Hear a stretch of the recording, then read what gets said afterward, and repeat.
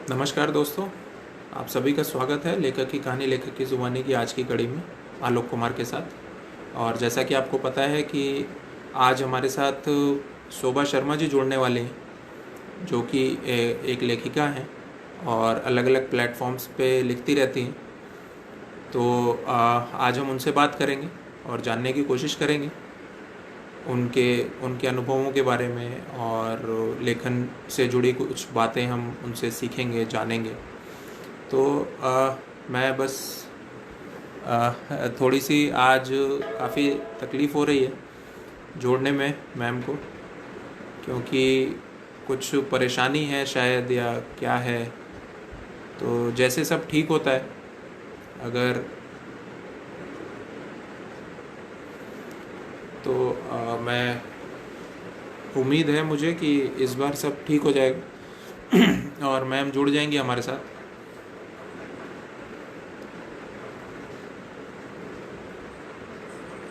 तो इस बीच श्रीकांत जी हैं, और नहीं, कुछ कुछ दिक्कत है, मैं मैम को जोड़ नहीं पा रहा हूँ। कुछ परेशानी है, क्योंकि कई लोगों को तो मैं लेके आ सकता हूँ बाकी शोभा मैम आपके लिए वो ऑप्शन नहीं आ रहा है। तो हाँ मैम, मैं देख रहा हूँ, लेकिन आपको जोड़ने का ऑप्शन मेरे पास नहीं आ रहा है, लेकिन वहीं पे सर्वेश को जोड़ने का ऑप्शन है। अब इस तरह की चीज़ मैंने पहली बार देखा है कि ऐसा कुछ हो रहा है, और ये क्यों हो रहा है ये तो मुझे भी नहीं पता है। बिल्कुल मैम, आप मुझे देख रही हैं, मुझे पता है, लेकिन मैं आपको जोड़ नहीं पा रहा हूँ।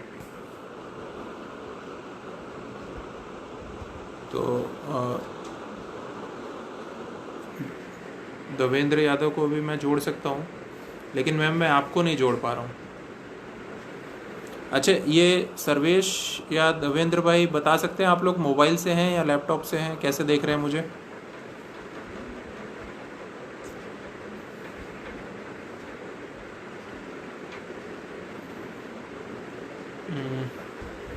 नहीं मैम, मैं देख रहा हूँ आपको, लेकिन मैं आपको जोड़ नहीं पा रहा हूँ। हाँ हाँ, अभी अब आया। अब यस, आपको भेजा है, इनवाइट भेजा है आपको, आप उसको एक्सेप्ट कीजिए मोबाइल पे। देवेंद्र भाई, थैंक यू बताने के लिए। और शोभा मैम को भी मैंने इनवाइट भेज दिया है, तो हो सकता है कि इतनी जद्दोजहद के बाद शायद हम जुड़ जाएं, कामयाबी। तो नमस्कार मैम। हाँ, नमस्कार जी। थोड़ा सा नेटवर्क प्रॉब्लम हो गई, लेकिन आ गई नहीं हूँ। नहीं, बिल्कुल। आज थोड़ी मतलब इतनी मेहनत सफल हो गई कि आप जुड़ गई, नहीं तो मुझे लग रहा था पता नहीं अब आज का कैंसिल ना हो जाए, नहीं क्योंकि नहीं, आप जैसे लोगों के साथ मौका कम ही मिलता है बात करने का। तो मैं तो घबरा गया था कि भाई आज आज कैंसिल ना हो जाए। तो मुझे बहुत भी थैंक यू। तो मुझे लग रहा है आपके पास नेटवर्क की थोड़ी सी कुछ समस्या है शायद, हाँ हाँ, अभी कि अब नहीं? नहीं है, अब प्रॉब्लम रहेगी। जी हम्म। हाँ। तो और चलिए, सुनिए कुछ लोग जुड़े। हाँ, बस मैम सब हाँ, बढ़िया है, आप बताइए। तो बस आप जो पूछे मैं तैयार हूँ बताने के लिए, और हम चर्चा करेंगे बढ़िया, चाहे, है ना? बिल्कुल बिल्कुल। तो बिल्कुल हम चर्चा करेंगे। और तो सबसे पहले तो आप थोड़ा सा ये बता दीजिए अपनी किताबों के बारे में, या और आपकी जो रचनाएं कहाँ कहाँ हैं, क्योंकि मैंने ऐसा देखा है आपकी रचनाएं बहुत जगह, आप हर जगह लिखती हैं। तो कहाँ कहाँ पे आपकी रचनाएं पढ़ने को मिल सकती हैं, तो उसके बारे में बता दीजिए। हाँ जी, ये मैं क्या है कि देखिए, मैंने लेखन काफी पहले से शुरू किया था, और पर अखबारों में भी मैंने शुरू किया, अखबारों में भी बहुत लिखा है।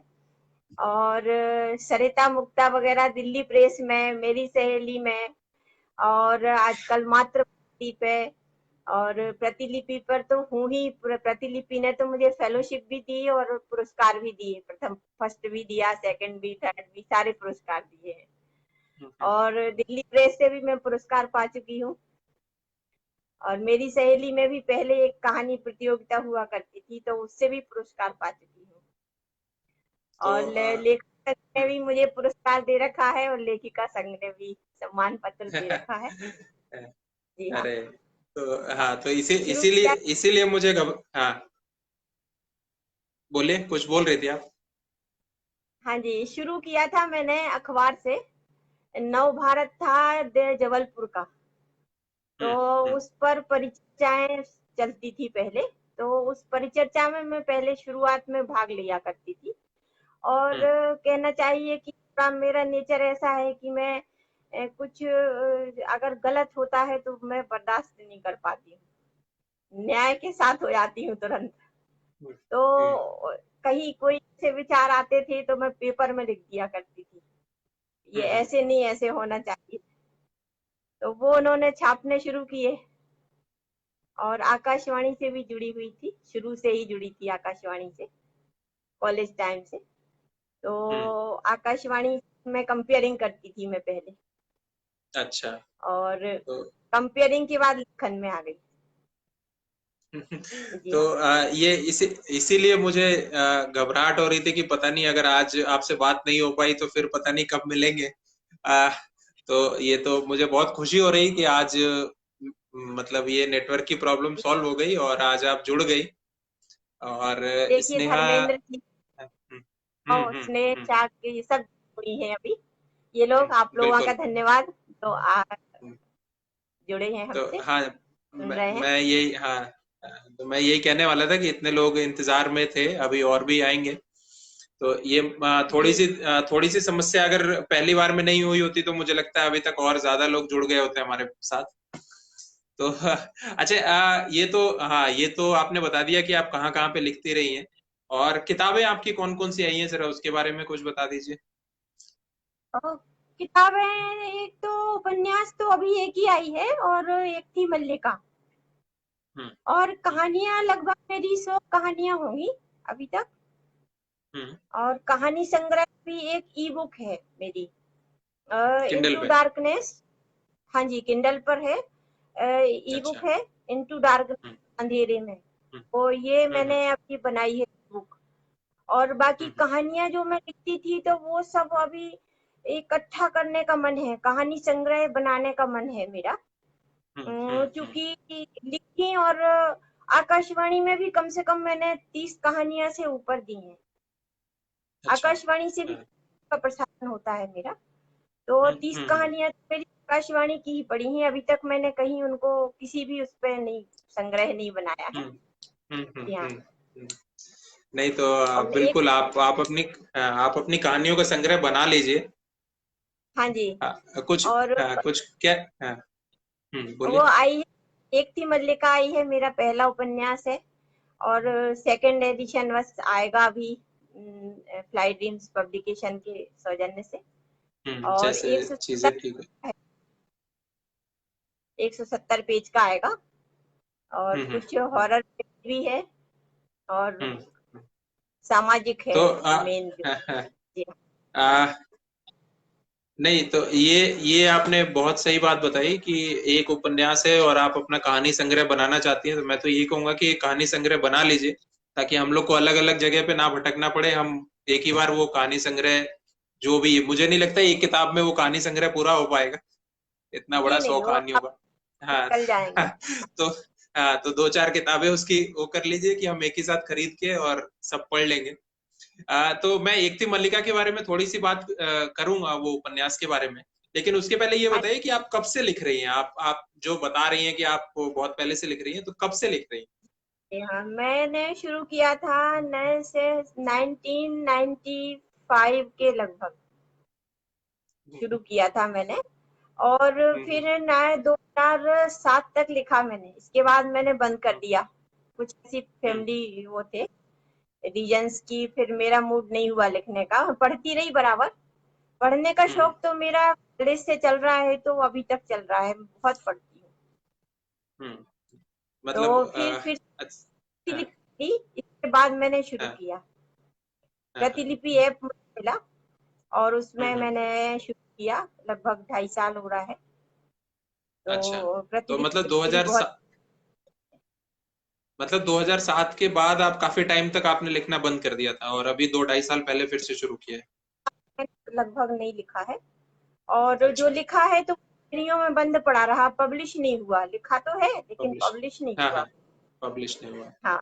तो हाँ, तो बिल्कुल लेके आइए। और इस बीच अभिषेक मिश्रा, मनमोहन भाटिया, शिल्पी पांडे, ये सब लोग जुड़े हैं, शशि श्रीवास्तव, स्वागत है आप सभी का।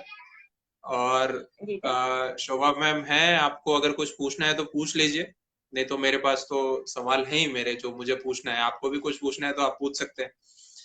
तो ये थोड़ा सा आप एक थी मल्लिका के बारे में बता दीजिए कि वो कैसा उपन्यास है, या थोड़ा सा कुछ अगर उसके बारे में हिंट दे पाए। हाँ, जरूर जरूर। एक थी मल्लिका मैंने मेरे मन में कहीं एक छोटी सी थीम पड़ी हुई थी। और ये बचपन है तो ये मेरा जो नेटिव प्लेस है टीकमगढ़, वहां से संबंधित स्टोरी है इसकी। तो हम्म एक उसमें एक हवेली थी तो वहां पे एक वो था कि यहाँ पे रात में वो बुलाती है मल्लिका, और जो चला गया तो वो वापस फिर नहीं आ पाता है हवेली के अंदर। अच्छा। तो हाँ। वहां से मैं गुजरी भी हूँ कई बार। वो सीन हम्म। अभी भी मेरी आंखों में है। तो उस मतलब बात ऐसा को सच में लेके होता है? मैं हाँ सच में था ये सही है, सच सच था। तो अच्छा ये वहां से मैं हाँ हाँ। हम्म उस हम्म रास्ते से मैं गुजरी हुई भी हूँ हम्म बचपन हम्म में। हम्म तो हम्म मैंने कहानी फिर पूरा उपन्यास लिखा उस पे। हम्म। और तो वो वो एक हॉरर भी है और एक किसी की बहुत मार्मिक कहानी भी है। हम्म हम्म हम्म। जी हाँ। तो चलिए, और ये जो आप कह रहे हैं कि ये सच्ची बात है, सच्ची घटना है कि ऐसा होता है, तो क्योंकि जब मनमोहन सर भी आए थे एक कुछ दिन पहले, तो बात हो रही थी, तो उस टाइम पे वसीम अकरम मित्र हैं और वो भी आ चुके हैं यहाँ पे, उनसे भी चर्चा हो चुकी है, लेखक हैं वो भी। तो उन्होंने नमस्कार हाँ जी हाँ। हम्म, वसीम भाई ने पूछा था मनमोहन जी से कि कोई ऐसी जगह बताइए जहाँ पे ऐसा कुछ उनको देखने को मिल जाए, उनको बड़ा शौक है भूत भूत का वसीम भाई को। तो अगर आप थोड़ा सा ये डिटेल में बता दें वो किले के बारे में, तो मैं वसीम भाई को रेफर कर दूंगा कि भाई आप देख लीजिए वहां पे, अगर आपको शौक है तो। मल्लिका वहां पे है, तो थोड़ा सा और बता हाँ दीजिए कि वो कहाँ पे है, क्या है। तो जरूर मैं बताना चाहूंगी। हम्म मल्लिका तो अब हम्म नहीं है वहां पे, हम्म क्योंकि हम्म उसका तो मतलब अस्तित्व तो हम लोगों ने अपना हिसाब से सब वो पूरा कर दिया है। हम्म लेकिन जहाँ मैं मल्लिका मैंने पाई है और मैं हम्म रहती थी वहां। हम्म मैं दरअसल क्या है कि बचपन मेरा किले के अंदर ही गुजरा है। किले हम्म। परिसर में ही मैं रहती थी और काफी समय रही हूँ, 12-13 साल तक। अच्छा। 1 साल से लेके। और हम्म सामने ही हमारे किला रहता था और तमाम कहानियां रहती थी। अभी बहुत कहानियां हैं जो आ सकती हैं। हम्म हम्म हम्म। तो तो वही अ, वो किला है, वो बलदेवगढ़ का किला है दरअसल। अच्छा, तो हाँ जी। वसीम भाई अगर सुन रहे हो तो ये जब सब कुछ ठीक हो जाए तो अपना प्लान ट्रिप बना सकते हैं वहां पे, अगर उन्हें नेट शौक है पे ऐसा कुछ। हम्म। वो नेट पे भी सर्च कर सकते हैं बलदेवगढ़ का किला। हाँ बिल्कुल। और ये स्नेहा जी का कहना है कि आपकी हॉरर कहानियां काफी दिलचस्प हैं, आपको प्रेरणा कहाँ से मिलती है ऐसी कहानियों के लिए? प्रेरणा तो देखिए, एक तो मेरा जीवन ही ऐसा बीता है और बचपन से ही मैं किले के अंदर रही हूँ। और बाकी लिखने का जो है मेरा हॉरर की तरफ रुझान है। रोमांचक कहानियां, सस्पेंस कहानियां, ये मैंने पढ़ी भी खूब है और लिखने का भी।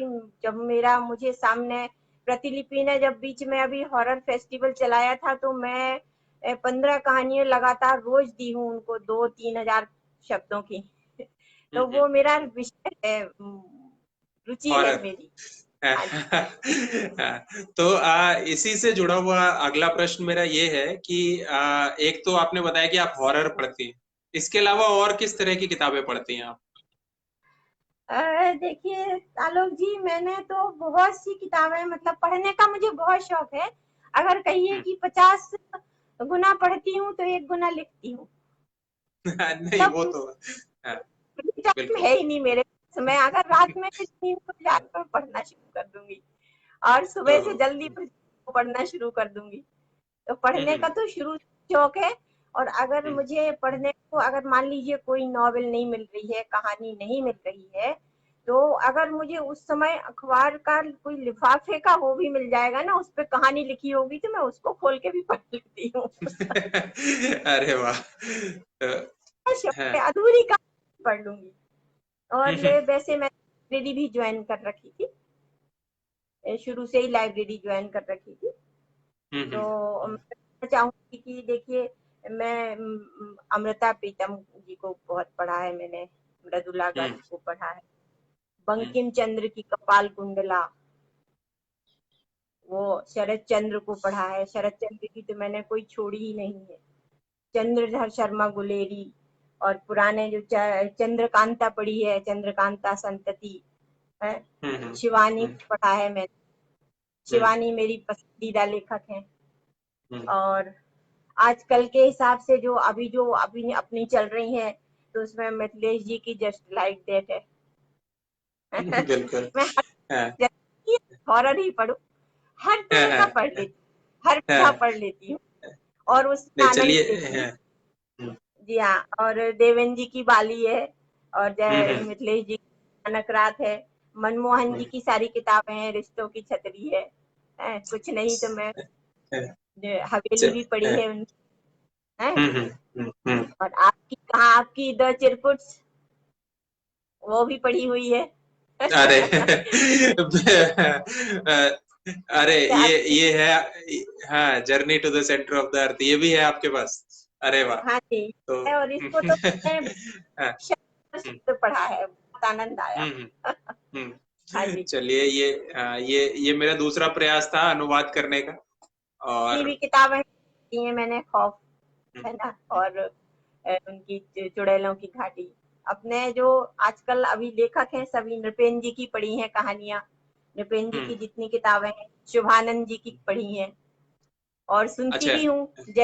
हाँ। जयंत जी की ये तेरे मेरे दरमिया सुन चुकी हूँ, हाँ। Audio book. हाँ। हाँ।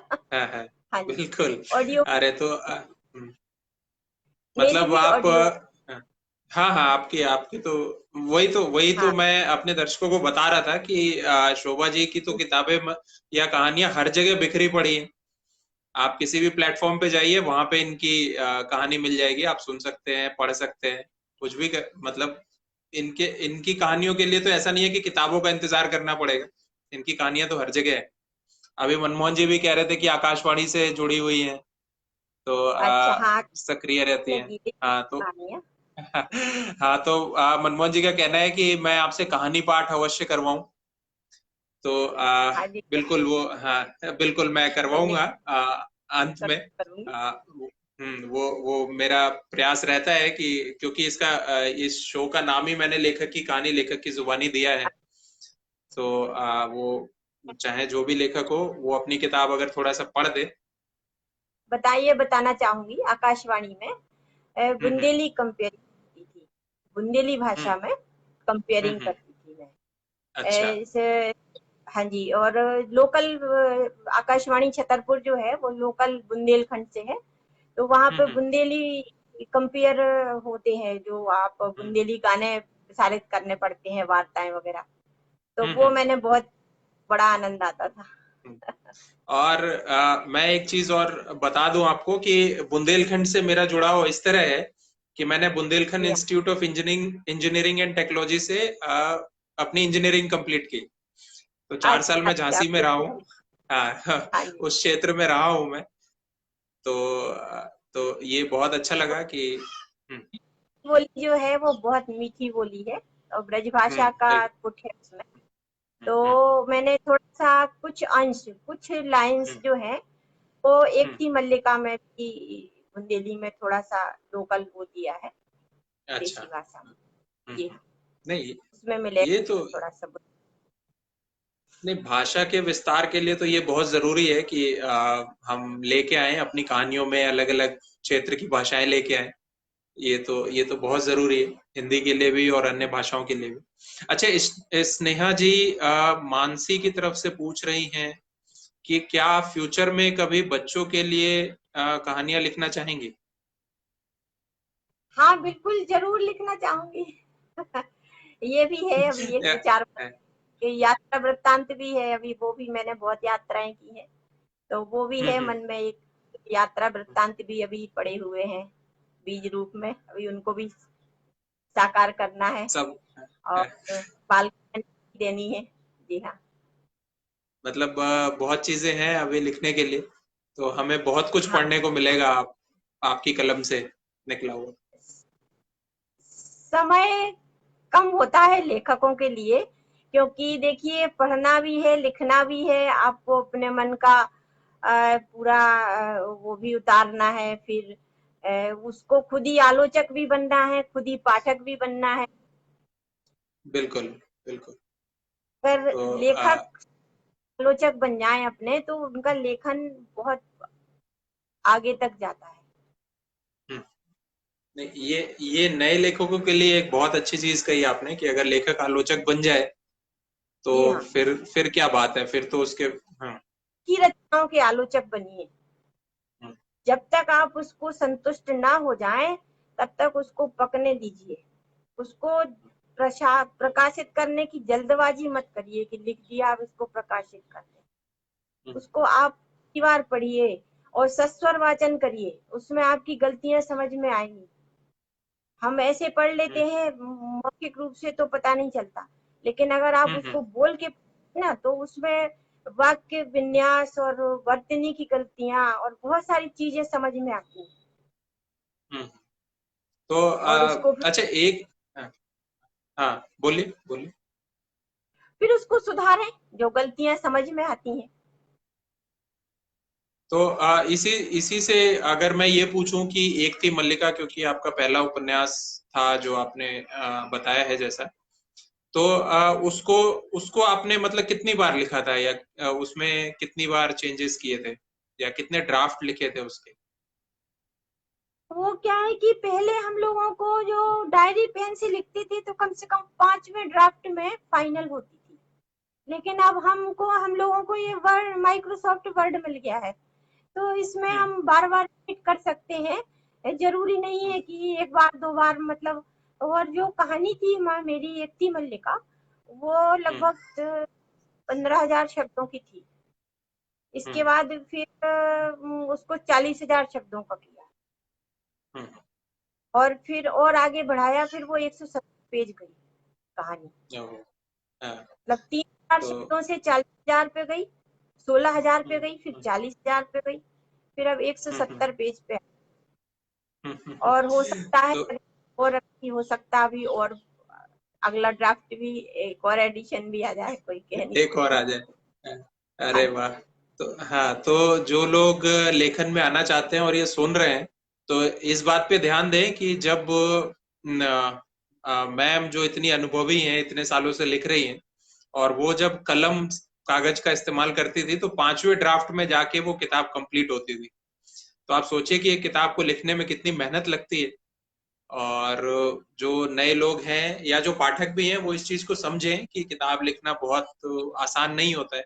और ये चीज मैं थोड़ा इसलिए भी कह रहा हूँ, जो एक दिन मेरी चर्चा हुई थी पायरेसी को लेके कि पीडीएफ बना के घुमाते रहते हैं, तो ऐसा ना करें, क्योंकि बहुत मेहनत लगती है एक लेखक को उसको किताब की शक्ल देने में। तो ये इन तो चीजों बहुत से थोड़ा। गलत, ऐसी तो नहीं होना चाहिए। बिल्कुल। तो ये थोड़ा पाठक हमारे जागरूक हो, इन चीजों को थोड़ा ध्यान दें। और मैम, एक चीज है जो मैं जानना चाहता हूँ कि क्योंकि आप बहुत पहले से लिख रही हैं, लेखन से जुड़ी हुई हैं, और अलग अलग मैगजीन्स और जगह जगह पे आपकी कहानियां आती रहती थी, लेख आते रहते थे, लेकिन किताब को छपवाने को लेके आपका अनुभव कैसा रहा, कि हाँ जब जी, आपने किताब ओपन। हाँ। किताब मेरी पहली आई है, तो वो फ्लाई ड्रीम्स प्रकाशन का बहुत अधिक सहयोग रहा, और मैं उनका धन्यवाद करना चाहूंगी। क्योंकि मेरे मन में ये बात थी ही नहीं। इतनी सारी कहानियां हैं, देखिए अभी भी मैंने बताया है आपको कि मैं चाहती हूँ, लेकिन उसके लिए पहल कैसे करूं, ये चीज मेरी भी समझ में नहीं आ रही थी। तो ये मुझे हमारे फ्लाई ड्रीम्स प्रकाशन के सीईओ का ही मैसेज मिला कि मुझे आपकी कहानी पसंद आ रही है, आप क्या इसको बढ़ाना चाहेंगे। तो मैंने थोड़ा सा सोचा इस बारे में, और मैंने उनसे संपर्क किया, और इतना अच्छा उनका मतलब अनुभव रहा मेरा कि घर की तरह, मतलब एक पारिवारिक वातावरण है, और वो बहुत सहयोग करते हैं, गाइड भी करते हैं। और थोड़ा समय जरूर लगा, लेकिन जब किताब छप के हाथ में आई तो मुझे कोई भी प्रयास नहीं करना पड़ा, कोई पैसा खर्च नहीं करना पड़ा, और उनकी तरफ से बराबर फोन आते रहे, और हर चीज उनकी तरफ से खुद ही मतलब आगे बढ़ के गाइड की गई है। तो ये इसके लिए मैं बहुत आभारी हूँ उनकी। और मैं सोचती हूँ कि अगर जिसका भी लेखन पसंद आ जाए उनको, तो वो फिर पीछे नहीं हटते हैं, वो हमेशा लेखक का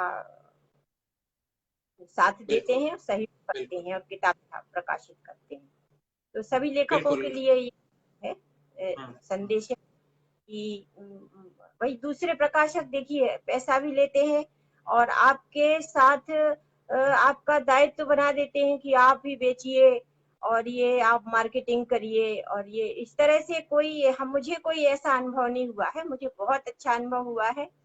और आगे भी मेरी किताबें उन्हीं के यहाँ से आई। बिल्कुल। और ये जो आपने बात बताई कि उन्होंने आपसे संपर्क किया, फ्लाई ड्रीम्स पब्लिकेशंस ने, कि जी जी आपकी किताब हम छपवाना चाहते हैं। तो मेरी जो अभी किताब आई है, जो लाइफ आजकल, मैं बस आपकी बात में जोड़ रहा हूँ कि कोई ये ना सोचे कि सिर्फ मैम जो बहुत जगह पे लिखती रहती थी इसलिए उनके साथ ऐसा हुआ।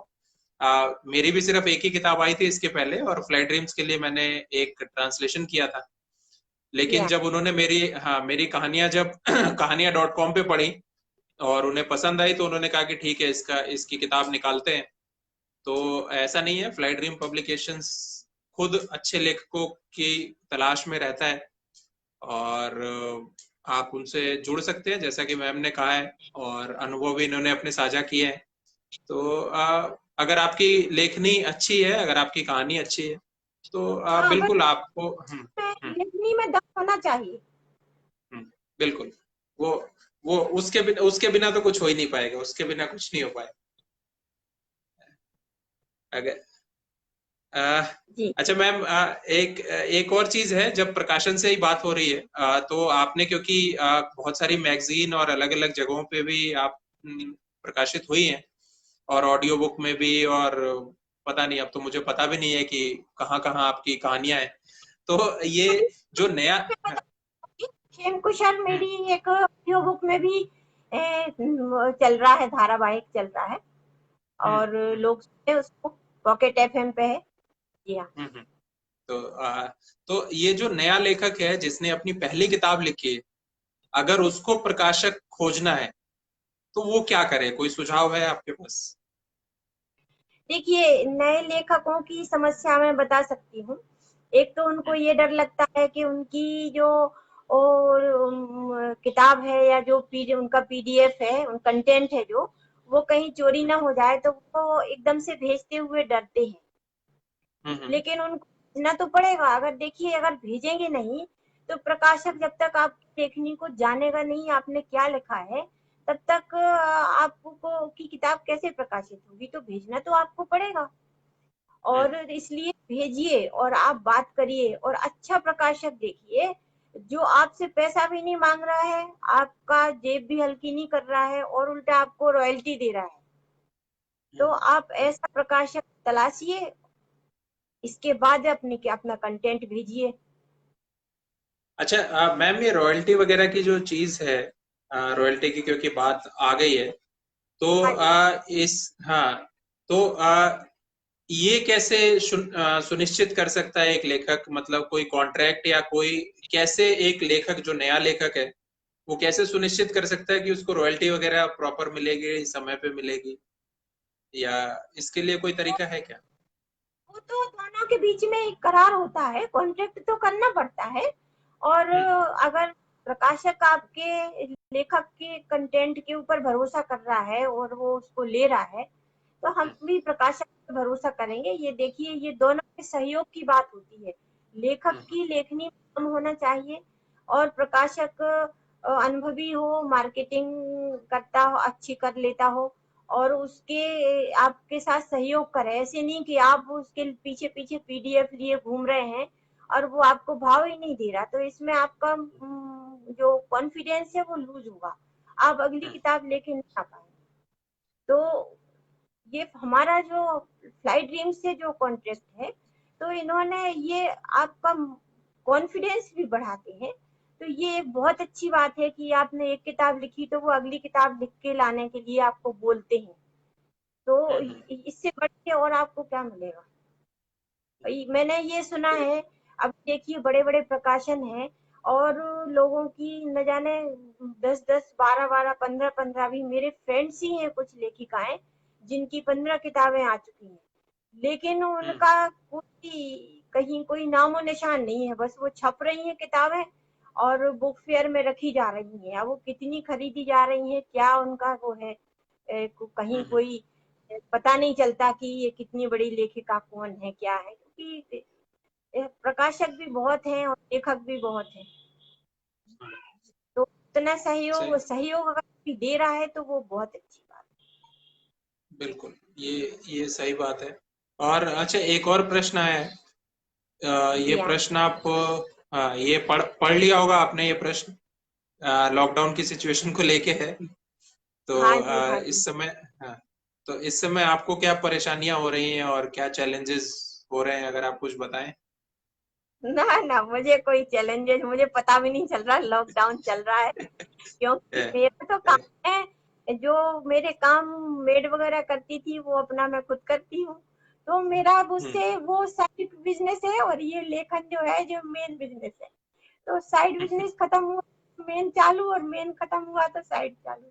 मतलब अपना काम चल रहा है। तो 24 घंटे मेरे लिए कम पड़ते हैं इस बिल्कुल। लेखन के लिए। ही नहीं चल रहा कि लॉकडाउन भी है और बढ़िया बीत रहा है। हाँ, नहीं, ये, हाँ, ये बात, हाँ, अच्छा बीतता है। बिल्कुल। और ये बात मुझे याद आ रही है, पता नहीं किसके साथ हुई थी ये चर्चा, मेरी भी हुई थी। तो वहां पे हमने यही निष्कर्ष निकाला था कि एक लेखक तो वैसे भी घर में बंद रहने वाला प्राणी है। उसको तो सही बात कागज कलम उसको तो कागज कलम मिल जाए तो उसे क्या फर्क पड़ता है कि बाहर क्या है क्या नहीं है। है। हाँ तो जी, हाँ। हाँ, तो इस लॉकडाउन में अगर किसी को सबसे कम असर पड़ा होगा तो मुझे लगता है वो लेखकों पे ही पड़ा होगा। हाँ उन्हें हाँ, तो पता भी नहीं लगता, उन्हें तो पता भी नहीं लग रहा होगा कि क्या हो रहा है। पता भी नहीं लग रहा है क्योंकि हमारी दुनिया तो बंद उसमें है ना, में है। हमें तो बिल्कुल, वैसे भी एकांत चाहिए, हम पब्लिकली तो बहुत ही कम, जब अनिवार्य हो जाता है तब हम पब्लिकली होते हैं। बिल्कुल सही बात है। तो बस हमें पढ़ने लिखने के लिए मिलता रहे तो इसके इससे ज्यादा लेखक को और क्या चाहिए। अ, अच्छा, ये थोड़ा सा काफी कुछ आपने नए लेखकों को बताया है, कुछ जी चीजें हाँ। प्रकाशन के बारे में या लिखने के बारे में। और कुछ अगर आप उन्हें कुछ सुझाव देना चाहती हो, जो अपनी पहली किताब लिखने के बारे में सोच रहा है, तो आप क्या कहेंगे। जो पहली किताब लिखने के बारे में सोच रहे हैं, तो सबसे पहला तो सुझाव ये है कि आपको जब आइडिया आता है तो आप उसको कहीं ना कहीं नोट कर लें डायरी में। मतलब ये मत सोचें कि आपको बड़ा बहुत बड़ा स्तर पे आइडिया कोई आएगा। अगर छोटा सा भी आइडिया आता है तो आप उसको नोट करते जाएं, छोटे छोटे आइडियाज नोट करते जाएं। और फिर जब आप मेन कंटेंट लिखते हैं और अगर आप है कि आपको बहुत लंबी कहानी लिखना है, तो आप उनमें उसको जोड़ सकते हैं। आपका जो मतलब जो एक कहना चाहिए ताना वाना होता है, जो खाका होता है, वो आपका दिमाग में पूरा क्लियर होना चाहिए लिखते वक्त, कि क्या हम्म, एंड होगा, क्या शुरुआत होगी। बीच में आप कुछ भी मतलब अपने हिसाब से लिखिए, लेकिन एक बार हम्म, आपको शुरू में आपको तय होना चाहिए। तो अगर नहीं है तो आप कंफ्यूज रहेंगे कि अब हम हम्म, क्या करें, कहाँ जाएं, कैसे करें। शुरुआत तो कर दी है, अभी तो अधूरी रह जाती है। तो एक एक प्लानिंग कर लेना चाहिए कि मेरी कहानी की प्लानिंग ये रहेगी। इसके बाद लिखते रहिए, जितना भी समय मिले उसको कंटिन्यू करते जाइए, और वो अगर नहीं कंटिन्यू कर रहे हैं तो बाद में उसको जो फीलिंग, जो गैप आते हैं उनको सबको भरिए, एक इस तरह से भरिए कि जो सजीव रहे। मतलब ये नहीं लगे कि यहाँ पे आपका ज्वाइंट था या कुछ आपने अलग से जोड़ा है, दो कहानियों को जोड़ा है, ये नहीं। अगर आपको लंबा लिखना है तो आप उसको डेली लिखिए। एक तो डेली लिखने की आदत बहुत अच्छी होती है। मैं डेली लिख, जी हाँ, कभी 2000 शब्द भी लिखूंगी, कभी 3000 भी लिखूंगी, कभी 1000 भी लिखूंगी, लेकिन लिखूंगी डेली। और डेली पढ़ती भी हूँ, पढ़ना भी उतना ही चाहिए, ये मानसिक खुराक है। बिल्कुल बिल्कुल। तो जब तक, हाँ, जब तक पढ़ेंगे नहीं तब तक लिखेंगे क्या? ये बात तो जी, बिल्कुल सही कही है। हम लिखते वो नहीं है जो पढ़ते हैं, ये बात अलग है, पढ़ना अलग है, लेकिन ये हम्म आपके हम्म मानसिक भूख जो है पढ़ने की, वो बनी हम्म रहना चाहिए। एक हम्म लेखक के लिए पढ़ना बहुत जरूरी है। जब तक आपको दुनिया से क्या लिखा जा रहा है आपको ज्ञान होना चाहिए। हम्म पुराना भी हम्म, पढ़िए, नया भी पढ़िए, सभी सब हर विधा को पढ़िए। जरूरी नहीं सही है कि बात है। आप एक ही पढ़ते हैं, आप हम्म। हर विधा पढ़िए। आ, तो मैं तो खुद अचरज में पड़ गया जब आपने journey to the centre of the earth मुझे दिखाई, कि मुझे बिल्कुल उम्मीद नहीं थी कि आपने मेरी किताब पढ़ी होगी, लेकिन आपने पढ़ी है। तो मैंने एक हाँ। है और गौर से पढ़ा है एक एक शब्द। हम्म किताब ऐसे नहीं पढ़ती हूँ कि आप हम्म एक पन्ना पलटा दूसरा पलटा। किताब हम्म पढ़ती हूँ तो डीपली पढ़ती हूँ, बिल्कुल एकांत में, और उस पर मनन करती हूँ। हम्म। तो बिल्कुल पढ़ना भी ऐसे चाहिए मेरे हिसाब से। 5 साल बाद भी अगर आप सोचें, कोई पूछ ले उस विषय में, तो आपको आप उसको बता सकें हर चीज के यहाँ पे ये था। ऐसे पढ़ना चाहिए। ऐसे ऐसे पढ़ना चाहिए, सही बात है, ऐसे पढ़ना चाहिए। और जितेंद्र नाथ जी कह रहे हैं कि आप दोनों को सादर नमस्कार। नमस्कार सर, आपको भी। और आप हैं यहाँ पे, हमें सुन रहे हैं। अ, उन्होंने फिर से कहा है कि खूबसूरत नसीहत। तो जी बिल्कुल, प्रयास मेरा यही है कि यहाँ पे लेखकों के लिए कुछ जानने को मिले। और इसीलिए आज मुझे लगता है 20-21 एपिसोड हो गए हैं, 20-21 अलग अलग लोगों से बात हो चुकी है। तो देखते हैं अब ये कड़ी कितनी दूर तक जाती है। और मैम, अब पाठकों से क्या कहना चाहेंगे आप, अपने पाठकों से? तो पाठकों से कहना चाहूंगी कि ये तो देखिए, रुचि के हिसाब से तो जो जिसकी रुचि होती है वो पढ़ता ही है। और आजकल तो ऑनलाइन ही सारी लाइब्रेरी है, तो आप ऑनलाइन भी पढ़िए और हार्ड कॉपी भी पढ़िए। हार्ड कॉपी पढ़ने में जो आनंद है वो ऑनलाइन में क्या होता है, 10 चीजें हैं आपके पास, अब आपने थोड़ा सा ये भी पढ़ा, थोड़ा सा वो भी पढ़ा, तो वो दिमाग हम्म, में रह जाता है, चला जाता है। हम्म, तो इसलिए कुछ हार्ड, अपनी लाइब्रेरी, खुद की भी लाइब्रेरी होनी चाहिए, और उसमें आपकी पसंद की बुक्स भी होनी चाहिए। तो आपका जब मन करे, जब आप उसको निकाल के उसको तुरंत पढ़ सकें। किसी भी समय आपको याद आ जाए कि अरे वो फला बुक मैंने देखी थी, उसमें कहाँ पढ़ा था मैंने ये, तो आप उसको पलट सकें तुरंत। तो बिल्कुल। लाइब्रेरी बनाना अच्छी बात, बनाए लाइब्रेरी। यहाँ और स्नेहा जी का कहना है कि आपकी हिंदी की वोकेबलरी काफी सराहनीय है। तो इसको, ये अगर किसी को करना है कि अपना हिंदी शब्दकोश बढ़ाना है, तो वो कैसे कर सकता है? इसी से जुड़ा हुआ मेरा सवाल तो है। एक तो पढ़ने से आपका जो शब्द संरचना है और शब्द विन्यास है वो आपका अच्छा होता है, बढ़ता है। और दूसरा, मैं तो शब्दकोश भी रखती हूँ, बृहद शब्दकोश है मेरे पास, एक हम्म 2000 शब्दों वाला, बनारस का। तो मुझे अगर जरा सा भी डाउट होता है तो मैं उसको खोल के पूरा देखती हूँ। डिक्शनरी आप अपने पास रखिए, हिंदी टू हिंदी और हिंदी टू इंग्लिश। और दूसरी चीज, एक चीज और है, आजकल जो इंग्लिश चल रही है तो वो हमारी हिंदी भाषा को वो समृद्ध नहीं बनाती है। इंग्लिश का उपयोग ना करें, या तो फुली इंग्लिश करें पूरा, या पूरी तरह से हिंदी करें। बोलचाल की भाषा लिखें, अच्छी बात है बोलचाल की भाषा लिखना, लेकिन इंग्लिश मत लिखें कि इंग्लिश का शब्द हिंदी में लिख दिया या आधा हिंदी आधा इंग्लिश। उसमें थोड़ा सा जो पढ़ने वाले हैं वो वो मजा नहीं आता। साहित्य जो मतलब कहना चाहिए तो वो साहित्य की कैटेगरी में नहीं आता है वो चीज, तो उसको अवॉइड करें ज्यादा अच्छा है। तो अच्छा, एक चीज इसी से अगर मैं पूछूं कि जैसे जो बहुत सारे शब्द हैं, आप जैसे कंप्यूटर है, वो तो इंग्लिश का ही शब्द है। अगर हाँ उसको तो हमें लिखना है तो हम जो चल रहा है कंप्यूटर है जैसे बुक है तो ये तो हम्म, आता ही है। लेकिन कुछ हम्म, लोग क्या करते हैं कि एक सेंटेंस इंग्लिश में लिख दिया एक हिंदी में लिख दिया। ऐसे मैं हम्म, देखती हूँ बहुत सारे लोगों को, और वो बोलते हम्म, हैं कि भाई मैं पूरी तरह से हिंदी नहीं लिख सकता हूँ, मैं इंग्लिश डालूंगा बीच बीच में। हम्म, तो हम्म, अब मान लीजिए 4 सेंटेंस आपने इंग्लिश में लिख दिए और एक पैरा आपने हिंदी में लिख दिया, तो उसमें मजा नहीं आता है। मेरा कहने का उसमें आशय मजा ये है। हाँ जी। है। और जो शब्द थे वो तो हमें लिखने ही पड़ेंगे, वो तो हमें जरूर है लिखना। उसका हम्म। देश शुद्ध हिंदी लिखेंगे तो फिर कोई नहीं पढ़ पाएगा। फिर कोई नहीं पढ़ पाएगा, सही बात है। हाँ, ये यही मैं जानना चाहता था, यही मैं पूछ रहा था। अच्छा, हाँ ये रिया जी पूछ रही हैं कि मैम आपकी पहली कहानी कौन सी थी और कब लिखी गई थी? हाँ जी, मेरी पहली कहानी सरस सलील में छपी थी।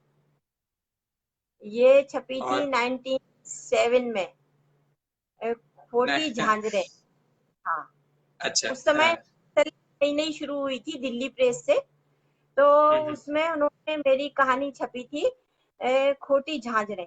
और उन्होंने पे भी किया था मुझे मुझे याद है 200 रुपए। अरे मैं पूछने वाला था कि उसका कुछ पैसा भी मिला था कि नहीं मिला था। आपने खुद ही तो बता दिया कि मैं बता रही हूँ ना, और मेरे को मुझे याद है उस समय मुझे बहुत खुशी होती थी। आकाशवाणी से जब मैं 25 रुपए का कॉन्ट्रैक्ट लेके आती थी, अपना चेक 25 रुपए का लेके आती थी। और ग्रेजुएशन में भी मैं लिखती थी तो उसमें क्या था कि स्पॉन्सर्ड था किसी हम्म, किसी कंपनी की तरफ से। जैसे हम्म, कहानी है कोई प्रतियोगिता है तो स्पॉन्सर्ड था। तो हम्म, वो उनकी मुझे साड़ी सूट गिफ्ट आए तो मुझे वाह क्या आनंद आता था। सही बात है। तो मतलब 97 में आपने 200 रुपए लिए थे पहली कहानी के, आपको मिले थे। तो हाँ जी हाँ। क्या बात है, मतलब जो, हाँ, जो लोग कहते हैं। हम्म, सूट भी आए भी आई, वो तो उसका तो मेरी अपनी मेहनताना थी, वो मेरे लिए बहुत पसंद की चीज थी। जी हाँ। बिल्कुल बिल्कुल, अ, सही बात है। अच्छा, अब 97 की आप बात कर रही हैं, मतलब उस जमाने में हमने तो शुरुआत ही की होगी पढ़ने वढ़ने की, शायद ऐसा लग रहा है। अच्छा, नृपेंद्र जी कह रहे हैं कि नमस्कार शोभा जी। तो नमस्कार हम्म, निशांत जी, आ, नमस्कार। हाँ, ये काफी लोग जुड़े हैं, नमस्कार सर। हाँ और तो मैं ये पूछ रहा था कि 97 की बात आप कर रही हैं, तो उस जमाने से लेके और इस जमाने तक पढ़ने वालों के बीच में क्या बदला है? हिंदी पढ़ने वालों में क्या बदलाव देखा है आप? हाँ, कुछ बदला है। हम लोग तो 97 में 92 में पेपर पे में तो कहानियां हम लोगों को मिलती नहीं थी। संडे और वेडनेसडे को एक डे एक कहानी मिल जाती थी पढ़ने को। लाइब्रेरी में भी पुराने पुराने उपन्यास रखे रहते थे, वो पढ़ती थी। तो आज के समय में डिजिटल हो गया है प्लेटफॉर्म, तो पढ़ने का जो हम लोगों की जो कमी थी वो पूरी हो गई है। मतलब इतना साहित्य है आज आज नेट पे इंटरनेट पे कि आप अगर सागर में से एक बूंद भी अगर आपको मिल जाए तो वो उसके लिए भी आपको अच्छा लगता है कि हाँ भाई मुझे कुछ तो मैंने पढ़ा। लेकिन पहले तो हम लोग भटकते थे वो खरीदने के लिए, मैगजीन्स खरीदने के लिए हम लोगों को बस स्टैंड जाना पड़ता था, और पोस्ट करने के लिए पोस्ट ऑफिस जाना पड़ता था, और कई बार वापस भी आ जाते थे तो इतना कॉन्फिडेंस लूज होता था, अरे यार वापस आ गई कहानी, लौट के आ गई, अब इसमें सुधार करो। तो फिर बिल्कुल। लेकिन करते थे, लगन थी तो करते थे, फिर से भेजते थे, दोबारा से हाथ से लिख के भेजते थे, कंप्यूटर टाइप नहीं होता था। हाँ, हाथ से लिख के भेजते थे, 8 8 10 10 पेज पूरा हाथ से अपनी राइटिंग में हैंड राइटिंग में लिख के भेजते थे। तो अब वो तो इतनी मेहनत नहीं है, और पढ़ सकते हैं आप, लिख सकते हैं। अब आसान हो गया है, बहुत काम आसान हो गया है। आसान हो गया, सही बात है। आ, अच्छा, ये नृपेंद्र जी कह रहे हैं कि 1997 में 200 बहुत होते थे, उस समय हमारी महीने की सैलरी 1100 लगी थी। तो तो हाँ, मतलब आप 30 दिन काम करते थे तो 1100 रुपये मिलते थे। हमने एक कहानी लिख के 200 रुपये बना लिए थे उस जमाने में। लेकिन कहानी 15 दिन मगजमारी करी तब जाके लिखी गई। पहली कहानी में कितने 5 ड्राफ्ट बनाए, फिर हाथ से लिखे सारे पन्ने, फिर जाके पोस्ट करने, जवाबी लिफाफा भी भेजा। जब लेकिन उसमें लिख के आया कि आपकी कहानी स्वीकार कर ली गई है, तो वो पर्चियां मैंने अभी भी संभाल के रखी हैं। वो मुझे कितना खुशी देती हैं। वो छोटी सी बिल्कुल, स्लिप आती बिल्कुल। थी, जी हाँ, कि आपकी कहानी स्वीकार कर ली गई है। उसको देख के इतना आनंद आता था बस। नहीं तो आपने तो वो मैगजीन भी रखी होगी जिसमें आपकी कहानी आई थी, वो सब अपनी लाइब्रेरी में, सब जिनमें मेरी कहानियां छपी हुई हैं, वो सब सहेज की रखी हैं। अभी 95 की, 97 की सारी मिलेंगी, बिल्कुल। अभी आ, संभाल के रखी हैं। स्नेहा जी कह रही हैं, पूछ रही हैं कि आपकी पहले की लेखनी और आज की लेखनी में कितना अंतर आया है। हाँ, अंतर आता है। आप लिखते जाते हैं तो लिखने से और आपका लेखन और अच्छा होता जाता है, परिपक्व होता है लेखन। तो लिखने की प्रैक्टिस करना चाहिए। ऐसे नहीं कि आपका मूड आया एक कहानी लिखने का तो आज लिख ली, फिर 2 महीने तक कुछ भी न लिखा, ऐसे नहीं। हम्म, आप लगातार हम्म, लिखिए, हम्म, और उसको और जो भी कविता का मूड आ रहा है आपका वो लिखिए। आप कहानी का कोई आपको प्लॉट आ रहा है तो वो लिख दीजिए, क्योंकि फिर आप थोड़े दिन बाद जब वो लिखेंगे ना, तो आपके पास नया प्लॉट होगा, और वो पुराना हम्म, प्लॉट जो है कहीं दिमाग के कंप्यूटर में कहीं गायब हो जाएगा। फिर आप हम्म, उसको रिकॉल करना पड़ेगा, तो उतने अच्छे हम्म, से नहीं आएगा। बिल्कुल। अच्छा, एक और इसी सवाल से जुड़ा हुआ एक सवाल था कि जो आपने कहा कि समय के साथ लेखनी परिपक्व हुई है, वो तो ठीक है, लेकिन कहानियों में किस तरीके का बदलाव करना पड़ा है आपको कि मतलब 97 में जो आपने कहानी लिखी थी और आज 20 साल के बाद अगर आप कोई कहानी लिख रही हैं, तो उसमें भी कुछ बदलाव आपको करना पड़ा है इस जमाने के हिसाब से, इस दौर मुझे के हिसाब थोड़ा, से। पहले थोड़ा सा परेशानी होती थी, इस तरह की होती थी परेशानी की, जैसे अब कहानी आपको लिखना है तो उसका एंड सोचना, उसका कथानक सोचना, और लेकिन अब अभी तो एक ड्राफ्ट में कहानी लिखती हूँ, कोई मुझे सोचने की जरूरत नहीं पड़ती है, हम्म, कुछ भी करने की जरूरत नहीं पड़ती है, तो बिल्कुल। चलता रहता है। कंटिन्यूएशन में मैंने कई धारावाहिक भी लिखे हैं, हम्म, कुछ प्रतिलिपि पे भी पढ़े हैं। जी हाँ। ये और नृपेंद्र जी, हाँ, हाँ, और यही नृपेंद्र जी का ही सवाल पढ़ रही थी मैं। हाँ, हाँ, हाँ, बिल्कुल। तो ये कह रहे हैं कि 10,000 शब्दों की कहानी 40-50 हजार शब्दों तक पहुंचाने में कितनी मुश्किल होती है। हाँ, थोड़ा तो सोचना पड़ता है कि आपको 10,000 शब्द की कहानी है तो उसको उपन्यास में, तब कहानी में उपन्यास में फर्क होता है। उपन्यास में आपको बांध के रखना पड़ता है, कहानी में भी बांध के रखना पड़ता है, लेकिन जब आप उपन्यास में बांध के रखते हैं तो उसमें आपको एक कंटिन्यूटी होती है, वो टूटना नहीं चाहिए।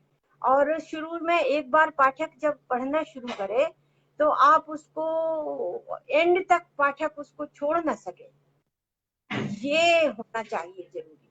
जी हाँ, वो उसको जो आपका कथानक है वो बंधा रहे, पाठक उससे बंधा रहे एंड तक। ये तो मेन जो क्वालिटी है, ये लेखक को सीखनी जरूरी है। जी बिल्कुल। और इसी में जो आपने कहा था कि कोई आइडिया आया तो उसको डायरी में नोट कर लो, तो मुझे हाँ लगता जी, है हाँ, तो ये 10,000 को 50,000 पहुंचाने में इस तरह की चीजें भी मददगार होती होंगी। हाँ बिल्कुल होती है, मददगार होती है। ये आपने मान लीजिए कोई आइडिया आपको आया, आपको सोचना भी पड़ेगा, ऐसे नहीं आप सीधे नहीं लिख सकते।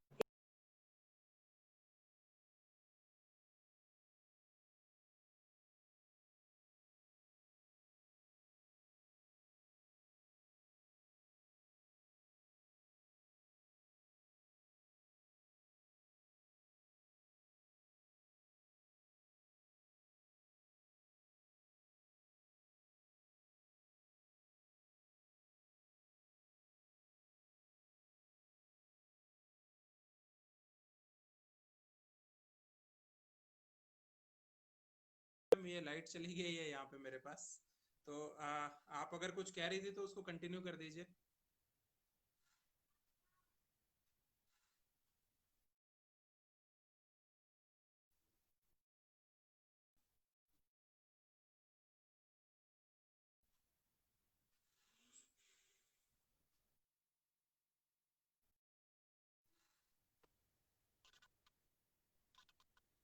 Hello ma'am.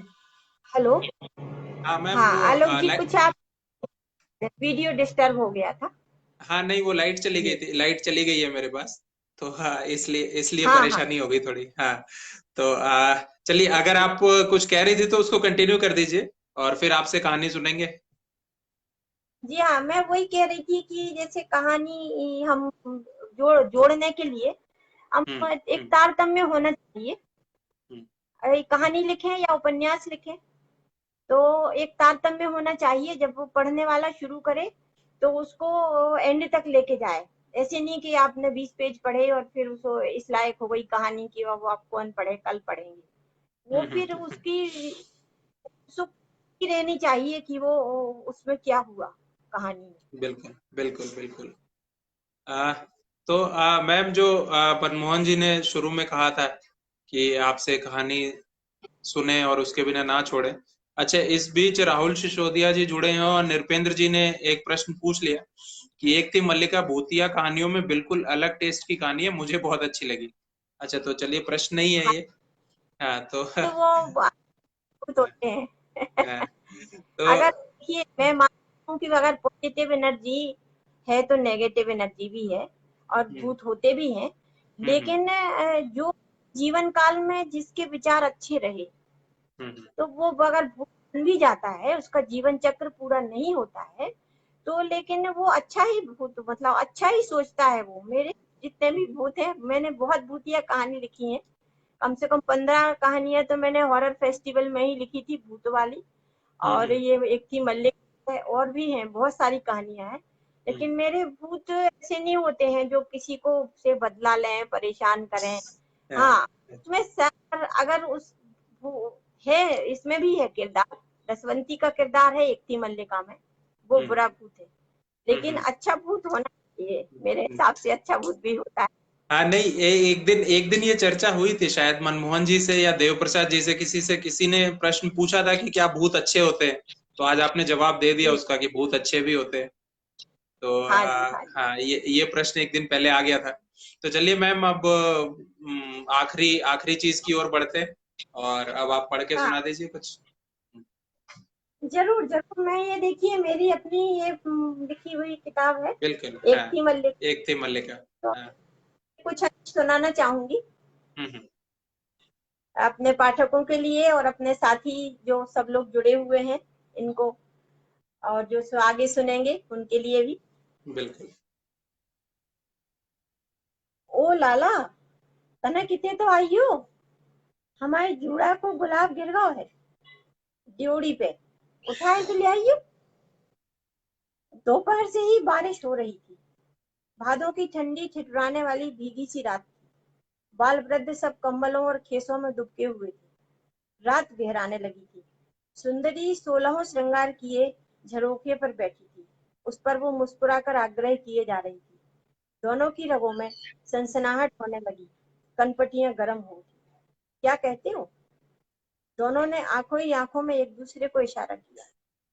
फिर पूछा, तुम्हारे घर के भीतर कोई है नहीं क्या, छोटा बड़ा, जो आकर उठा दे गुलाब का फूल?